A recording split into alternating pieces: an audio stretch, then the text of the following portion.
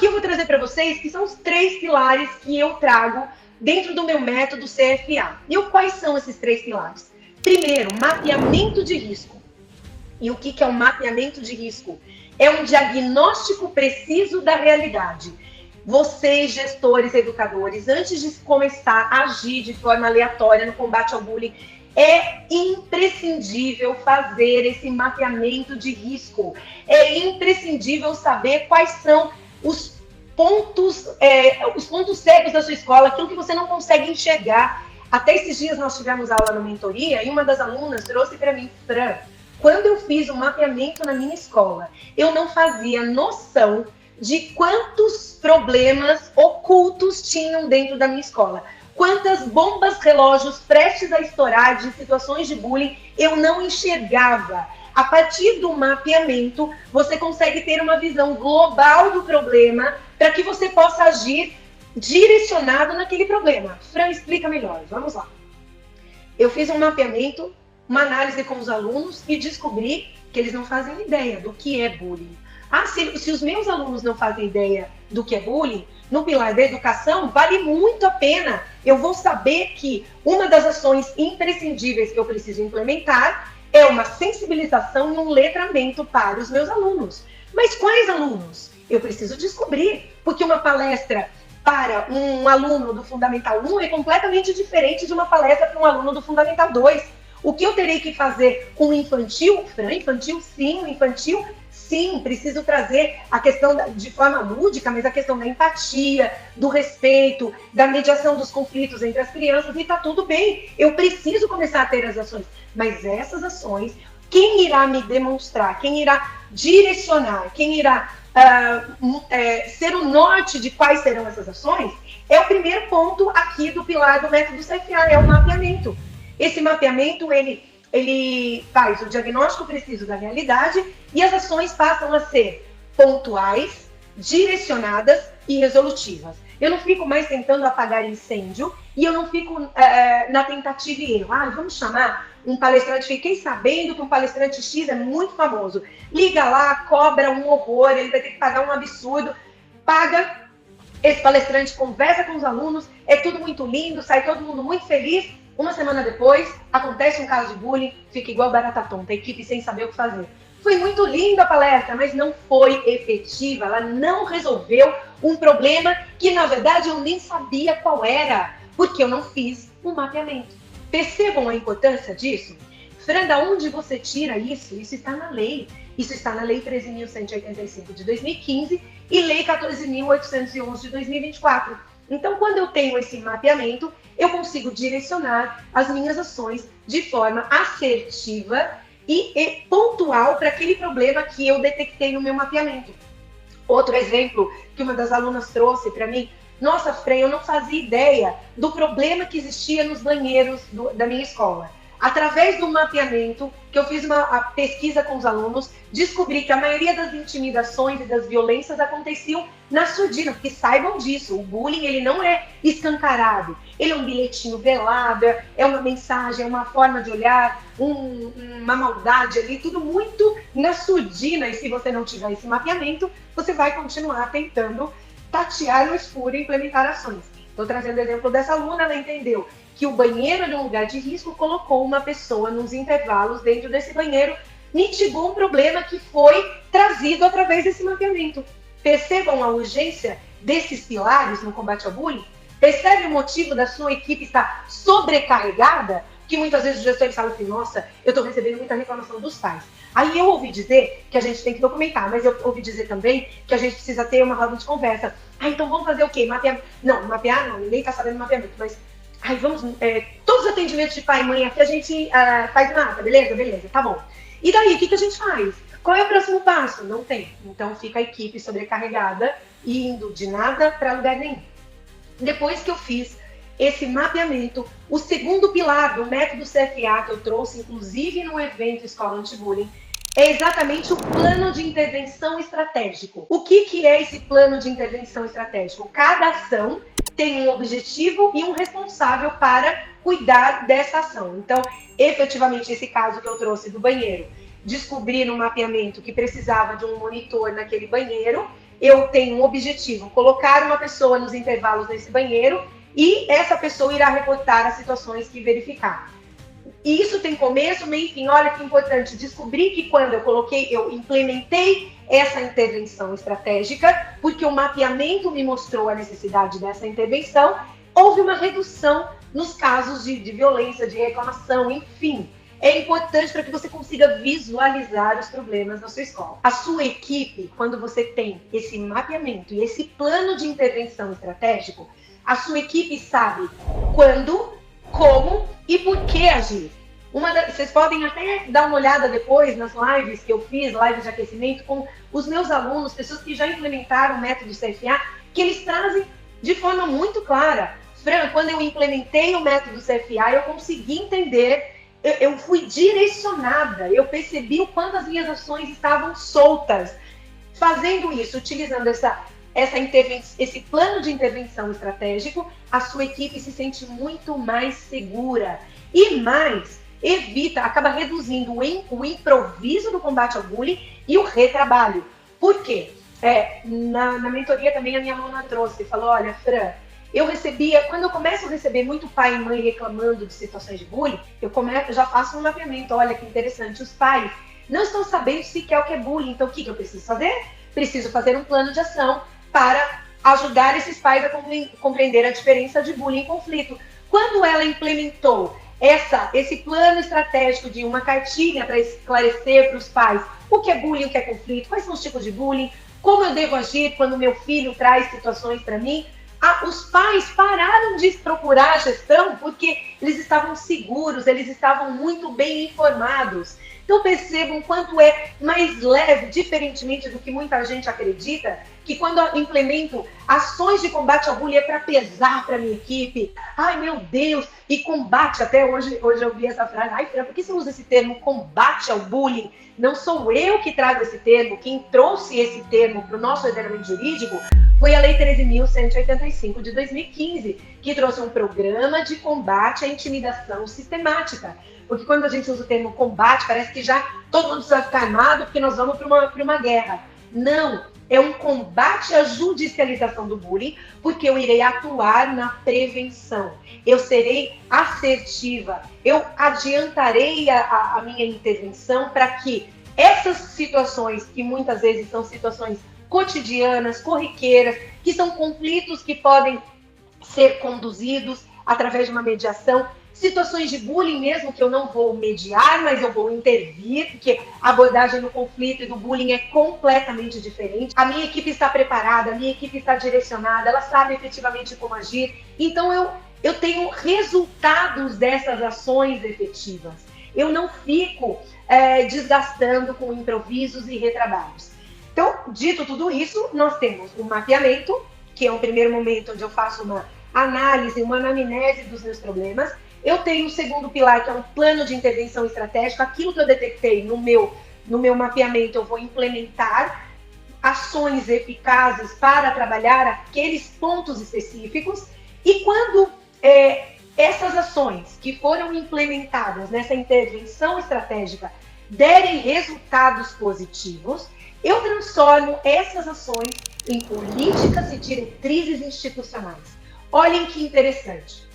Diferentemente do que todo mundo pensa, que o senso comum pensa, que políticas e diretrizes de combate ao bullying se dá do topo para baixo, eu estou dizendo para vocês que essas políticas e diretrizes institucionais, elas vão do micro, do problema ali que eu detectei no mapeamento, até o plano de intervenção estratégico, e o que funcionou acaba virando regras claras e com rotinas definidas e fluxos padronizados que irão direcionar a minha escola, que irão direcionar a instituição e, mais do que isso, irá proteger juridicamente a escola. Porque a escola não ficou omissa, ela agiu através de um método, desde um mapeamento, a implementação das ações que deveriam ser implementadas, e aquilo que funcionou acabou virando políticas e diretrizes institucionais.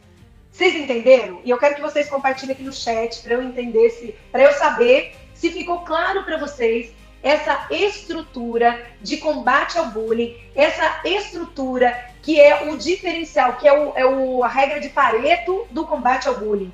Aqui, muitas pessoas têm um eureka, falam, Fran, agora eu sei porque a minha equipe está desgastada. Realmente, a gente nunca pensou na vida em fazer um mapeamento para entender qual era o problema.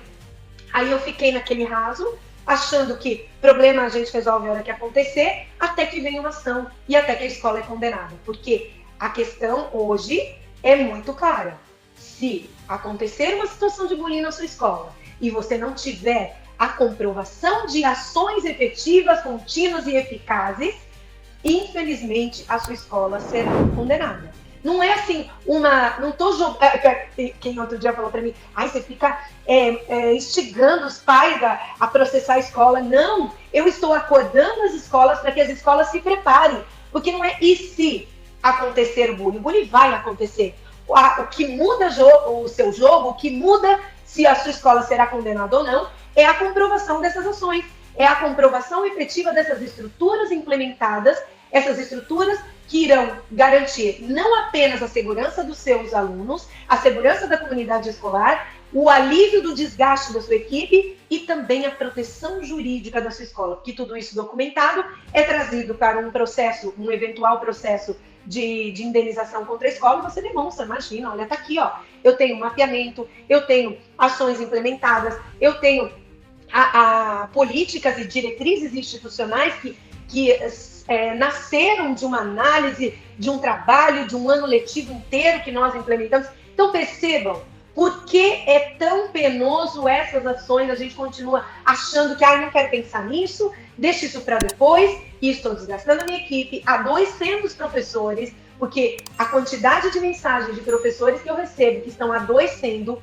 você irá perder, se você é gestor ou mantenedor. Eu tenho muitos casos de alunas que fizeram meu método, chegaram para os diretores, para os mantenedores, para os gestores, olha, tem isso aqui, não vamos aplicar porque não temos tempo para fazer isso agora. Sabe o que esses educadores fizeram?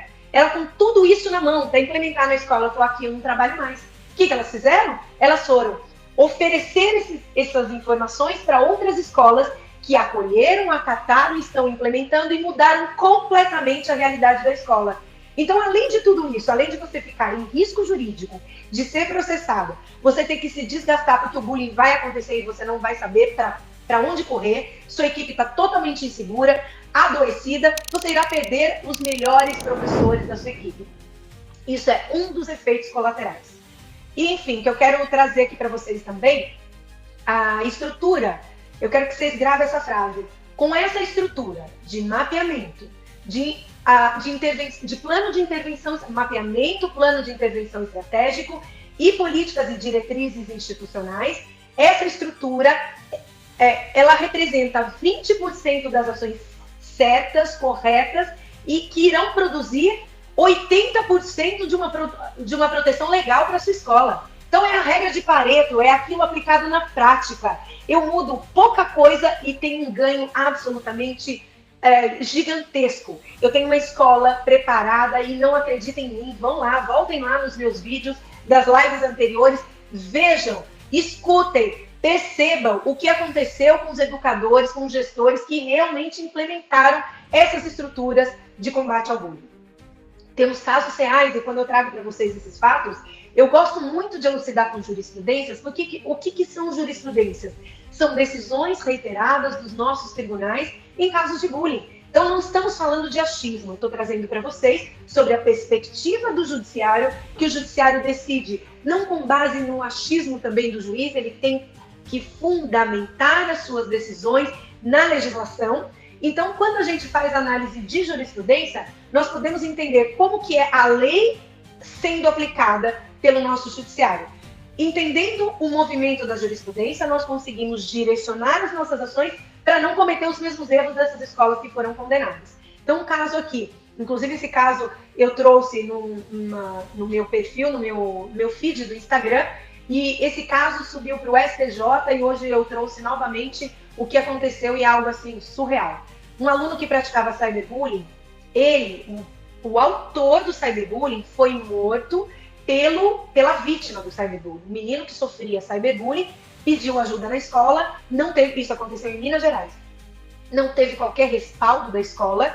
O que ele entendeu? Diante daquela dor, daquela vergonha, daquele desespero, daquela intimidação sistemática, ele falou, bom, ninguém vai fazer nada por mim, eu vou. Entrou armado com uma faca e matou o colega no pátio do colégio, no meio do intervalo. Então vocês imaginem o drama. E aqui era uma escola estadual, o Estado foi condenado, por quê? Porque a escola ignorou todos os alertas, todos os pedidos de ajuda desses alunos. Desse aluno em específico que sofria o cyberbullying. A escola entendeu, cyberbullying não é meu problema. Cyberbullying acontece nas redes sociais, quem tem que cuidar é a família, eu, escola, não estou preocupada com cyberbullying. Só que essa escola não entendeu que atuar na educação, prevenção e intervenção é uma obrigação legal, não é uma alternativa. Não é uma coisinha assim, será que eu vou atuar? Não é obrigação legal. E aqui o tribunal condenou o Tribunal de Minas Gerais, confirmado pelo Superior Tribunal de Justiça. O Estado foi condenado, porque a escola ignorou esses conflitos. E qual foi o valor da condenação? R$50.000 de danos morais para o menino que cometia o cyberbullying, para a família do menino que cometia o cyberbullying e acabou sendo assassinado dentro da escola. Percebam o grau da loucura, o grau das consequências da escola que não age. Então, o Estado foi obrigado a pagar a família, a indenizar a família da vítima fatal, que era o autor do cyberbullying, em R$50.000. Além disso, uma pensão mensal vitalícia. O que é pensão mensal vitalícia? Os tribunais determinam, estipula-se que esse menino teria uma vida útil de 70 anos, então até os 70 anos, o Estado de Minas Gerais terá que pagar uma indenização mensal para essa família que perdeu seu filho quando ele estava sob o cuidado, deveria estar sob o cuidado da escola, e infelizmente a escola achou que o cyberbullying não teria reflexos no pátio da escola. Isso foi um caso, nós estamos trazendo aqui um caso de omissão. Em contrapartida, temos um caso do Tribunal de Justiça de São Paulo, em que a escola comprovou efetivamente, ela foi demandada por um caso de bullying. A família entrou contra essa escola e essa escola trouxe provas de todos os seus planos de ações, todos os seus registros, todos os pilares implementados do combate ao bullying, todo o envolvimento da equipe, o que era feito efetivamente durante o ano letivo, tudo registrado no projeto político-pedagógico, ou seja, essa escola estava redondinha, ela tinha aplicado aquilo que a lei determina que ela faça. Então, ela exonerou a sua responsabilidade. Mesmo sendo demandado, o tribunal entendeu, o juiz afastou a responsabilidade da escola, porque a escola comprovou que foi proativa, que estava adequada à lei e que agiu em todas as situações pontuais do bullying. Aí, o que essa família fez? Essa família que tinha proposto uma ação contra a escola, demandou contra a família do menino, da menina que tinha cometido bullying. Vocês entendem a diferença entre o agir e não agir?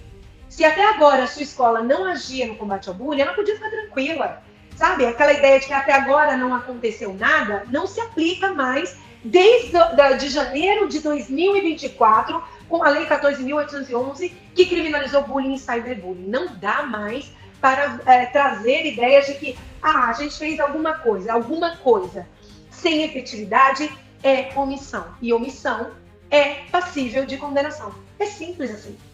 Gravem no mantra.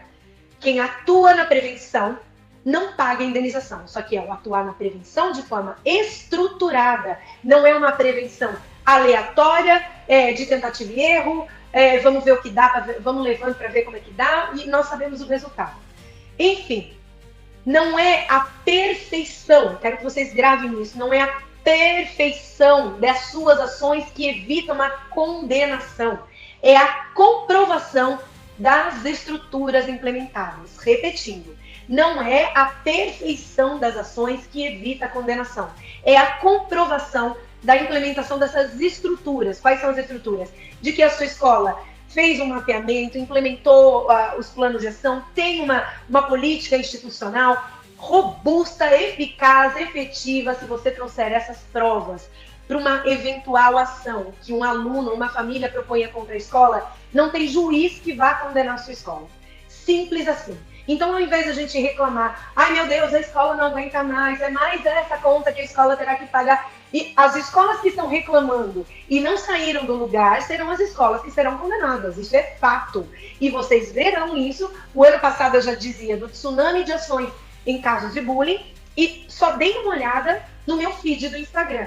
Todos os dias, as minhas postagens são condenações dos tribunais. Como eu expliquei para vocês, são jurisprudências que são julgados, a interpretação dos tribunais com relação à lei de combate ao bullying.